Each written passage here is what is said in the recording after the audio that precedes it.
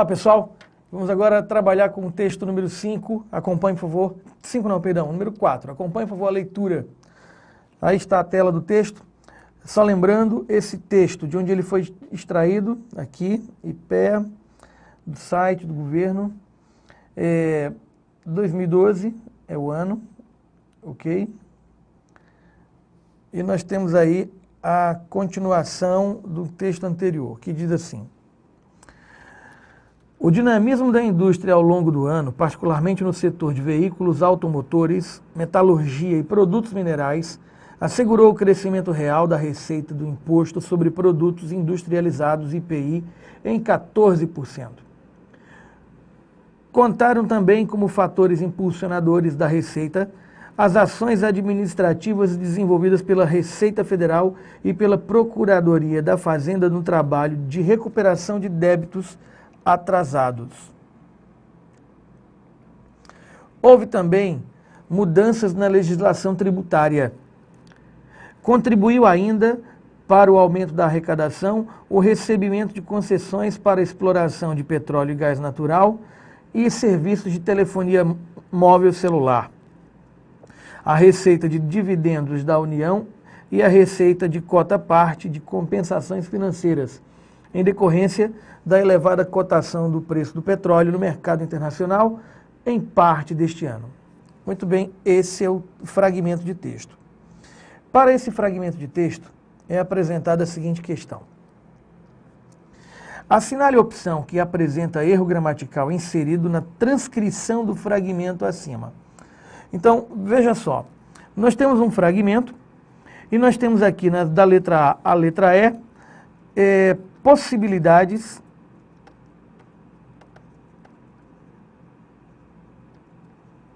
de reescritura.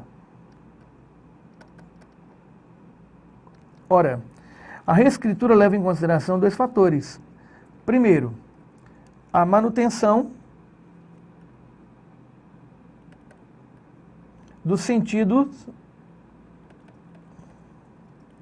originais e segundo, o cuidado com a correção gramatical.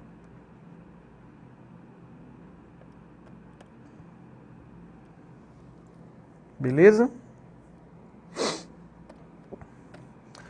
Então aqui ele está trabalhando em cima de erro gramatical. O elaborador dessa questão, portanto, vai mostrar para nós algumas situações como, letra A, vírgula depois de minerais, linha 3. Linha 3, aqui é a linha 3. Metalurgia e produtos minerais, vírgula. Vamos ver se isso constitui um erro. O dinamismo da indústria ao longo do ano, particularmente no setor de veículos automotores, metalurgia e produtos minerais, vírgula, assegurou, essa vírgula não constitui erro gramatical. Essa vírgula isola um elemento, uma informação complementar inserida bem aqui. O dinamismo da indústria ao longo do ano, aí informação acessória, particularmente no setor de veículos, automotores, metalurgia e produtos minerais. Então, o que essa dupla vírgula faz? Isolam, as duas vírgulas isolam, informação acessória e de caráter explicativo. Então elas estão corretamente empregadas. Isso não constitui erro gramatical inserido.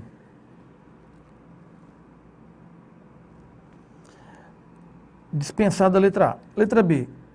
Iniciais maiúsculas em imposto sobre produtos industrializados. Nem precisa voltar. Está eliminado. Por quê? Porque aqui nós estamos tratando do nome próprio atribuído ao imposto. É tão verdade que esse nome próprio fornece as iniciais maiúsculas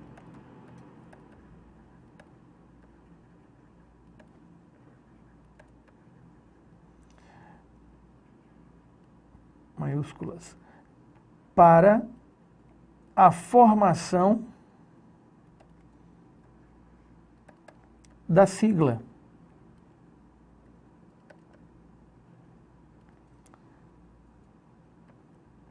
Imposto sobre produtos industrializados. IPI. Beleza? Letra C. Flexão de singular do verbo contribuiu. Linha 11. Muito bem. Aqui, linha 11. Contribuiu ainda para o aumento da arrecadação o recebimento de concessões para exploração de petróleo e gás e serviços de telefonia móvel, celular, a receita de dividendos da União e a receita de quota-parte de compensações financeiras em decorrência da elevada cotação do preço do petróleo no mercado internacional em parte deste ano. Muito bem.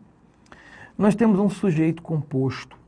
Olha, o recebimento de concessões para exploração. Aqui eu tenho a abertura do sujeito composto.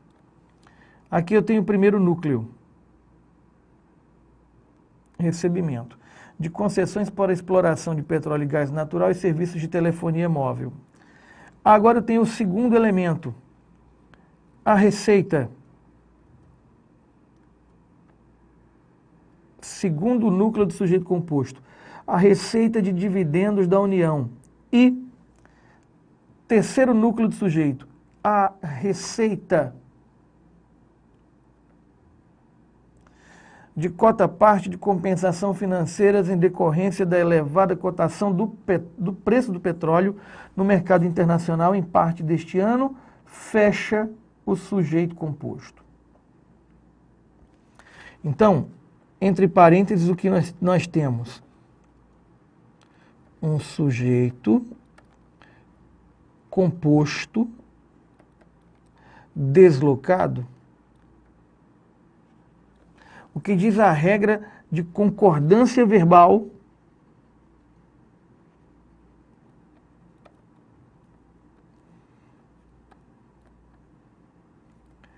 com sujeito composto, deslocado. O verbo concordará com os núcleos do sujeito composto. Então não pode ser contribuiu, tá vendo? Tem que ser contribuíram. Contribuíram ainda, beleza? Aí está o erro gramatical. Portanto, se é para marcar a opção que apresenta erro gramatical inserido na transcrição do fragmento acima, a flexão do verbo singular, a flexão de singular no verbo contribuiu constitui o erro.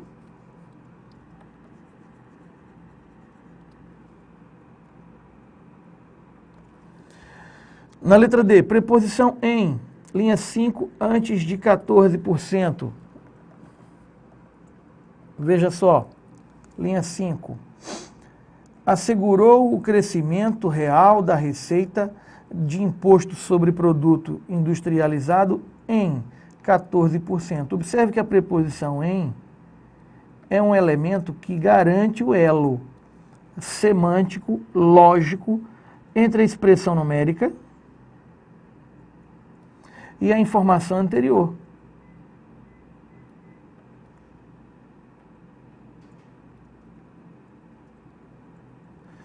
Assegurou o crescimento real da receita em quanto?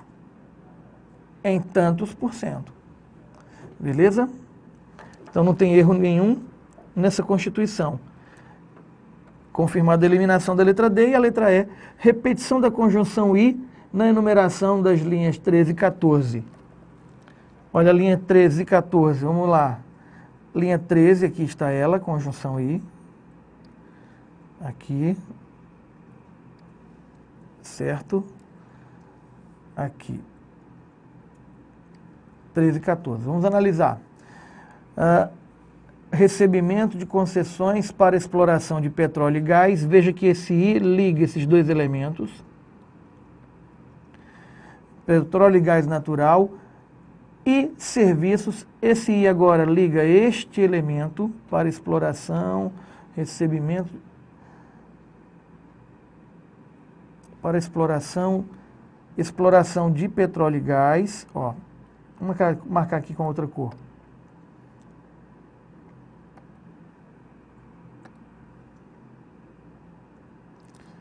Para exploração aí aqui.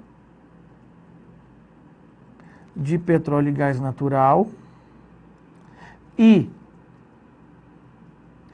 fica subtendido exploração de serviços de telefonia móvel celular. Tá vendo? Então esse I, vou marcar aqui também de outra cor, ele liga esses dois elementos marcados de azul.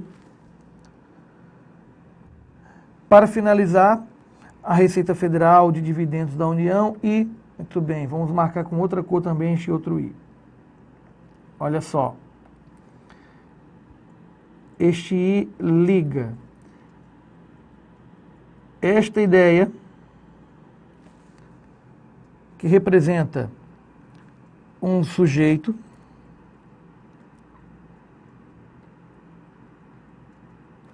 a esta outra ideia que representa outro sujeito. Encerra bem aqui. Então, os três Is estão em situações distintas. Estão ligando elementos, grupos de elementos distintos.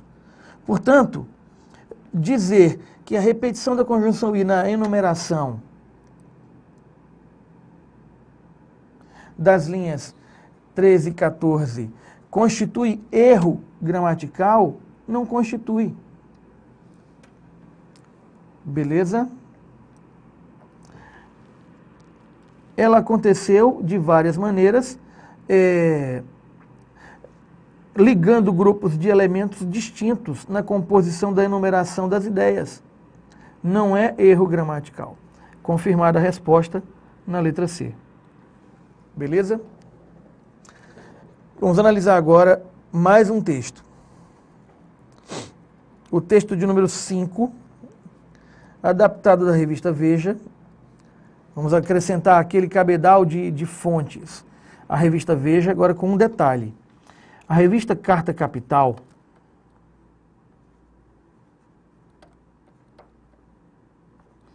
quando a gente faz uma leitura discursiva, a gente vai perceber que ela e a revista Veja têm posições contrárias, muito bem marcadas, tanto no que diz respeito à análise política, quanto no que diz respeito à ideologia. Ok? Então, são dois veículos de comunicação de massa que, teoricamente, deveriam estar isentos de ideologia, mas não é possível estar isento de ideologia quando são feitas escolhas, né? Escolhas de como a matéria vai ser apresentada, escolhas de como a capa vai traduzir uma ideia, escolha de como as palavras escolhidas traduzirão o pensamento do editorial, ok? Então ninguém é bobo para achar que são veículos isentos de ideologia. Não são. Então essa ideologia pregada por uma e por outra deixam bem claro que as duas se opõem em relação a vários aspectos. Não é que uma diz uma mentira e a outra diz uma verdade, não é isso. Cada um analisa as coisas dentro de uma perspectiva em que acredita. Essa crença ideológica.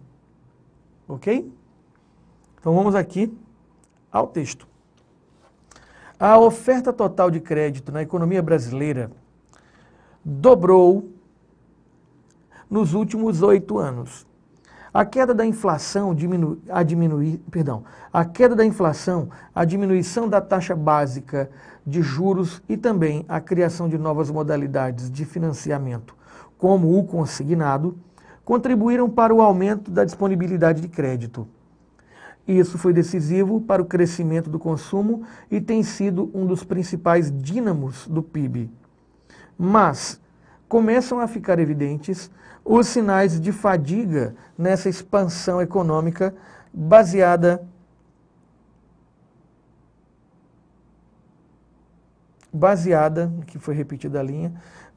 no endividamento. Mesmo com o barateamento do dinheiro provido pelo Banco Central, o crédito ficou mais caro para os consumidores. Preocupado com a falta de vigor da economia, o governo determinou que o Banco do Brasil e a Caixa Econômica Federal reduzissem suas taxas no cheque especial e no financiamento de veículos, por exemplo. Os juros que agora serão cobrados pelos bancos públicos são praticamente a metade das taxas médias de mercado. Muito bem, muito bem.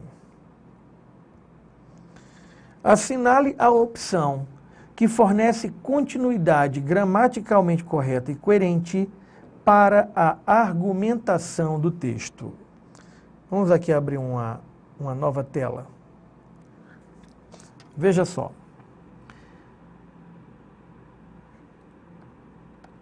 Princípio da continuidade.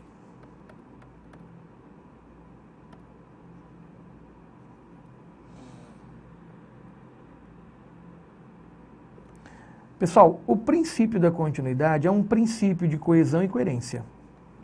Então, a primeira coisa que a gente diz é isso. É um princípio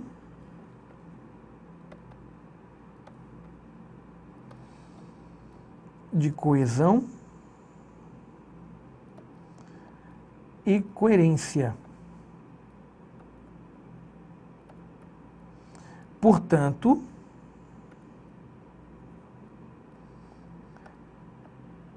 é um princípio, aliás, é uma base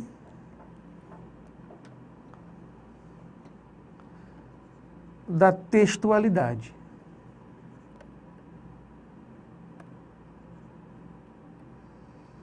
Veja só, como é que a gente pode definir texto?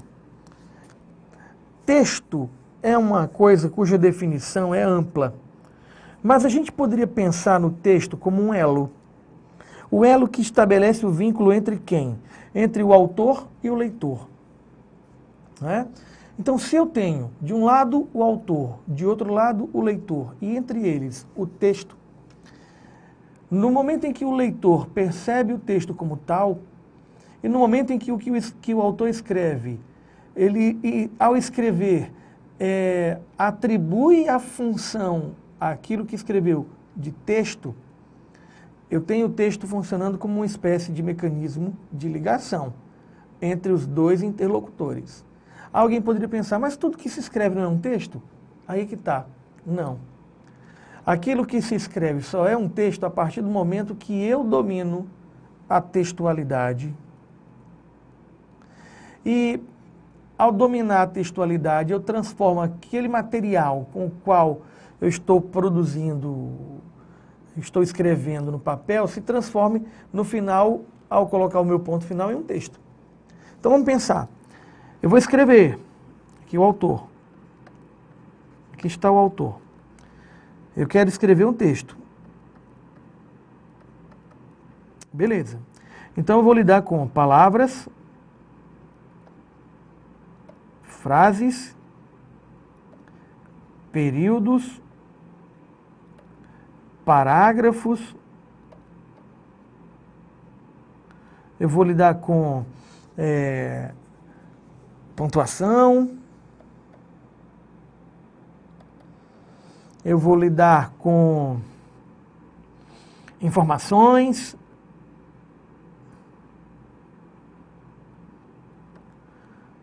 e outras tantas coisas. Aí eu preciso dominar, como eu disse, aquilo que vai ser chamado de textualidade, que é um conjunto de saberes que me proporcionará a capacidade de transformar tudo isso nisto. Então, que recursos serão esses?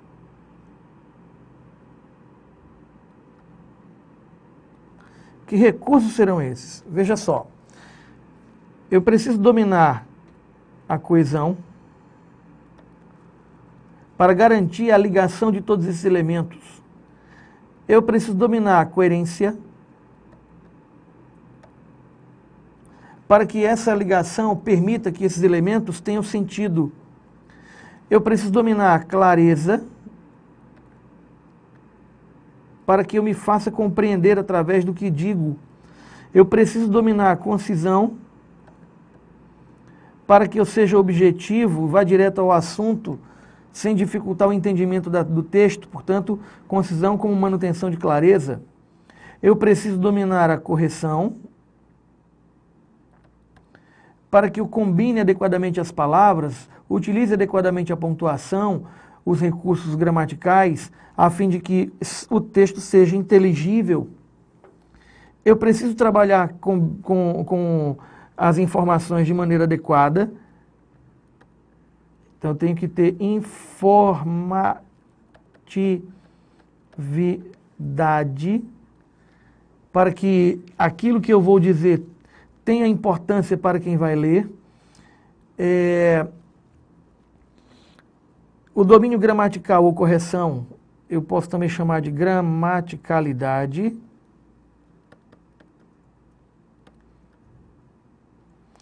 E para fechar a conta, quando eu produzo um texto, não é? Quando eu vou trabalhar com esses elementos aqui na produção de um texto, para que eu quero produzir um texto?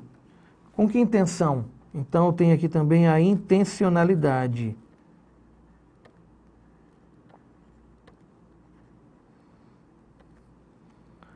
Então, quando todos esses elementos estão juntos, eu tenho aí a ideia de textualidade. Então, aquilo que eu vou escrever se transformará num texto. Do outro lado, eu tenho o leitor, que também,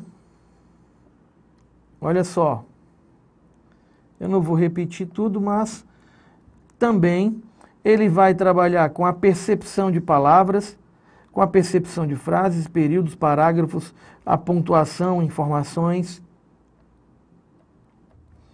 Ele também vai ter noções de coesão, coerência, clareza, concisão, correção, informatividade e tudo mais. E se o domínio que esse leitor tem desses recursos estiver bem próximo do domínio que o autor tem desses recursos, então o texto cumprirá o papel de linkar um ao outro. Beleza? O princípio da continuidade é um princípio que envolve dois desses elementos: a coesão e a coerência. A coesão está para o quê, Adeildo? Está para a ligação das partes que compõem o texto, dando-lhe unidade.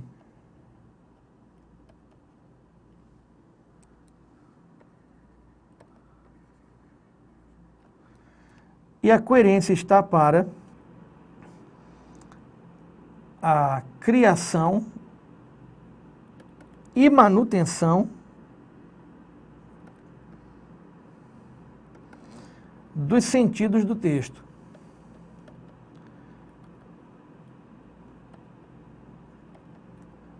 Interno e externo. Beleza? Muito bem. Então, quando a gente volta à questão e observa o que ele está pedindo, assinale a opção que fornece uma continuidade gramaticalmente correta e coerente para a argumentação do texto. Você vai levar em consideração uma série de ideias. Por exemplo, gramaticalmente correta. Fique de olho no seguinte: ortografia, acentuação gráfica, e aí eu incluo crase, concordância, regência e pontuação. Porque a ESAF tem trabalhado em cima desse tipo de questão no que diz respeito ao aspecto gramatical, aqui, ó. Beleza? E no caso da coerência, fique atento à possibilidade de extrapolação,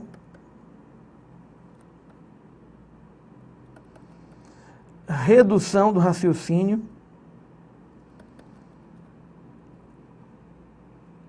ou ainda contradição. Então vejamos.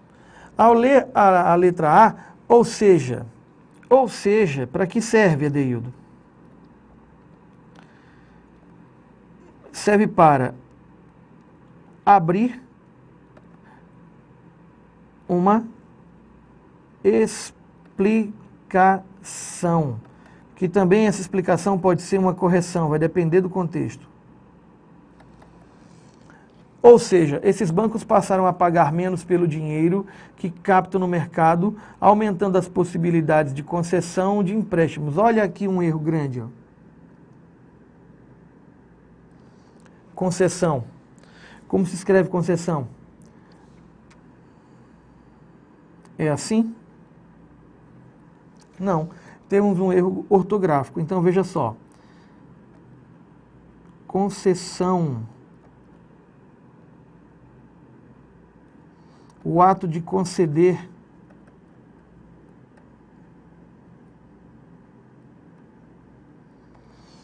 Então, um erro gramatical como esse já elimina a letra A.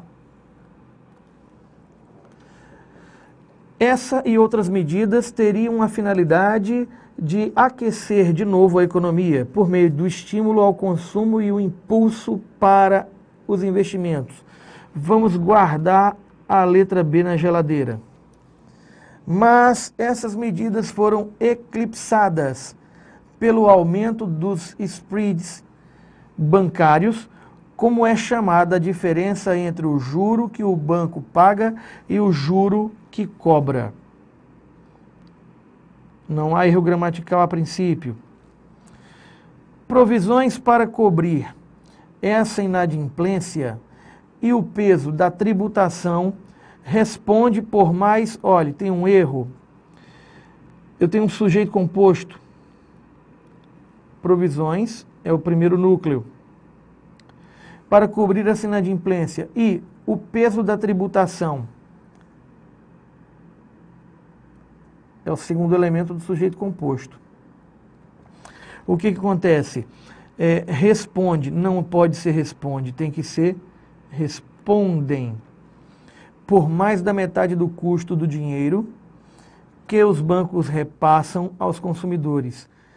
Então, não há necessidade nenhuma, também, do uso desse travessão.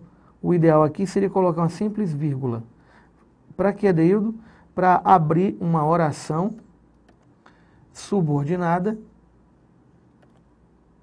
adjetiva, explicativa. Beleza? Muito bem. Então, esse erro gramatical elimina a letra D. Na letra E, no entender dos analistas, aqui tem que ter uma vírgula obrigatória. Essas medidas com respeito às taxas excessivas traz a ameaça de causar prejuízos que mais tarde terão que ser cobertos pelo Tesouro. Então, muito bem. Aqui, o que acontece essa vírgula obrigatória? No entender dos analistas,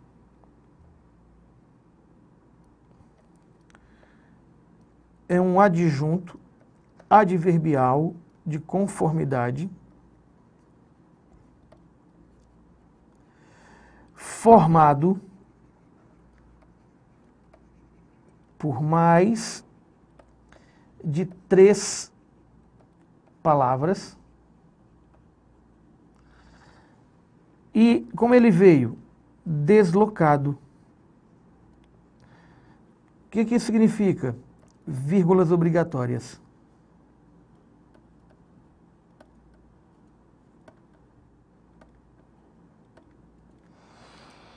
Eliminada a letra E. Aí a gente fica com 2 possibilidades de resposta, letra A letra B e a letra C. Mas lembre que nós temos que também prestar atenção na coerência, na continuidade da argumentação, não é?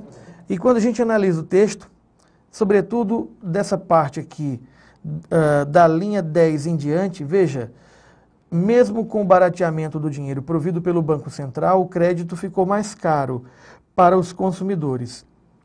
Então veja só. Preocupado com a falta de vigor da economia, o governo determinou que o Banco do Brasil e a Caixa Econômica Federal reduzissem suas taxas. No cheque especial e no financiamento de veículos, por exemplo, os juros que agora serão cobrados pelos bancos públicos são praticamente a metade das taxas médias de mercado.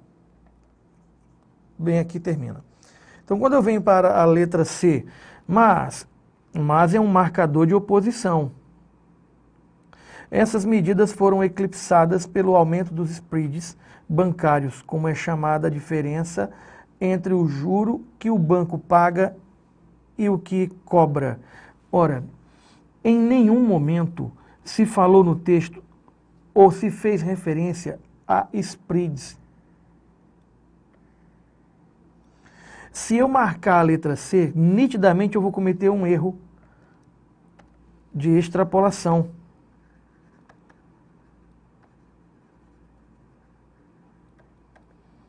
Além disso, tem um outro detalhe.